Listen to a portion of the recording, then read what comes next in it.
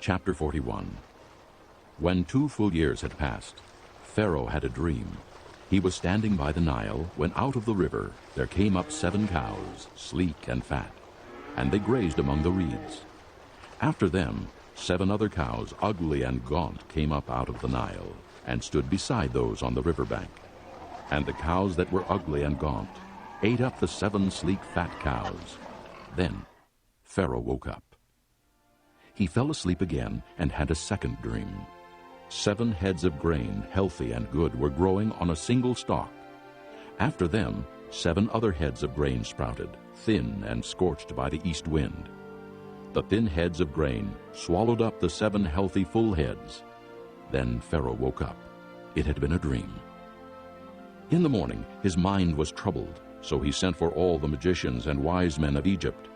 Pharaoh told them his dreams, but no one could interpret them for him. Then the chief cupbearer said to Pharaoh, "Today I am reminded of my shortcomings. Pharaoh was once angry with his servants, and he imprisoned me and the chief baker in the house of the captain of the guard. Each of us had a dream the same night, and each dream had a meaning of its own. Now a young Hebrew was there with us, a servant of the captain of the guard. We told him our dreams, and he interpreted them for us, giving each man the interpretation of his dream. And things turned out exactly as he interpreted them to us. I was restored to my position, and the other man was hanged."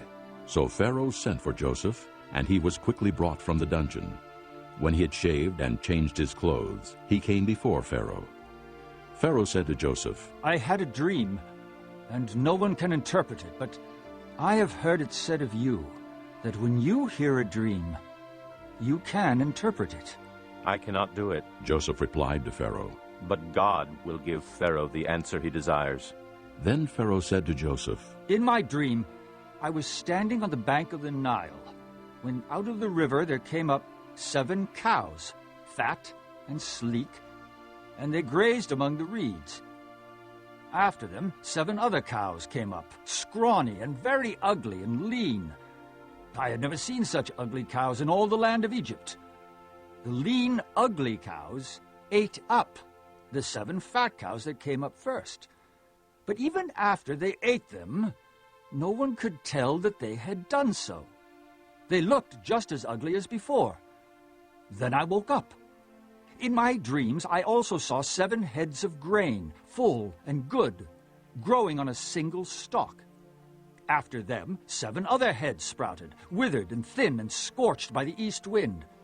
The thin heads of grain swallowed up the 7 good heads. I told this to the magicians, but none could explain it to me." Then Joseph said to Pharaoh, "The dreams of Pharaoh are one and the same. God has revealed to Pharaoh what he's about to do. The 7 good cows are 7 years, and the 7 good heads of grain are 7 years. It is one and the same dream. The 7 lean, ugly cows that came up afterward are 7 years, and so are the 7 worthless heads of grain scorched by the east wind. They are 7 years of famine. It is just as I said to Pharaoh. God has shown Pharaoh what he's about to do. 7 years of great abundance are coming throughout the land of Egypt, but 7 years of famine will follow them. Then all the abundance in Egypt will be forgotten, and the famine will ravage the land. The abundance in the land will not be remembered, because the famine that follows it will be so severe." The reason the dream was given to Pharaoh in 2 forms is that the matter has been firmly decided by God, and God will do it soon. And now, let Pharaoh look for a discerning and wise man, and put him in charge of the land of Egypt. Let Pharaoh appoint commissioners over the land to take 1/5 of the harvest of Egypt during the 7 years of abundance. They should collect all the food of these good years that are coming, and store up the grain under the authority of Pharaoh, to be kept in the cities for food.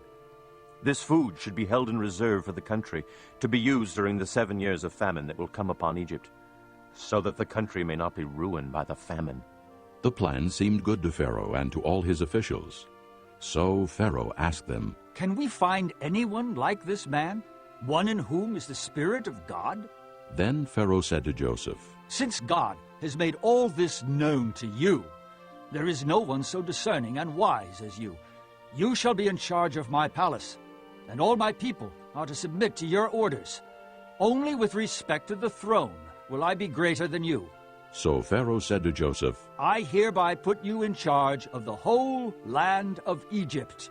Then Pharaoh took his signet ring from his finger and put it on Joseph's finger.